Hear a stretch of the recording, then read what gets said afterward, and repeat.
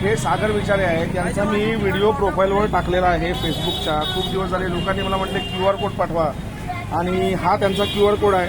75% हे अंडा आहेत आणि खरोखर ह्या माणसाची जिद्द आहे की मुंबईला जातो, अगरबत्ती विकत घेऊन येतो, प्रत्येक गावात जाऊन प्रत्येक बाजारात जाऊन विकतो. का तर लोकांकडे पैसे मागू नयेत आणि त्यानं मलाही सांगितलेलं आहे की QR कोड द्या माझा किंवा मग पैसे मी त्यांना देईन.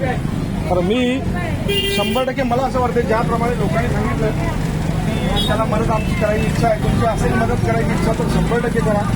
आणि माझा याच्यात काही सहभाग नाही आहे, त्याचा QR कोड दिला आहे आणि मीही त्याला थोडेसे पैसे पाठवले जातात.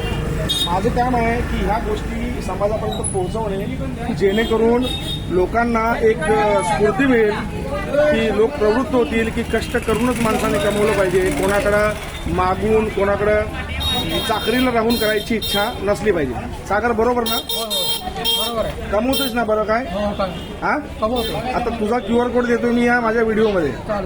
लोकांना पैसे आले तुझ्याकडं तर व्यवस्थित खर्च कर हा आणि व्यवस्थित सांभाळून राहा. तू एक उदाहरणच आमच्या तरुणांसाठी की अंध असूनही तू पैसे कमवतो. हे बघा, हे अगरबत्तीचे प्रोडक्ट आहेत आणि तो इथं ओरडून ओरडून अगरबत्ती विकतो.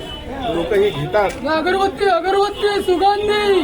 काही लोक घेत नाही आहेत. चला, मी तुमच्यापर्यंत एक चांगली गोष्ट पोहोचवल्या. जरासं तुम्ही या माणसाला मदत करू शकता जर तुमची इच्छा असेल तर. तसेच आपले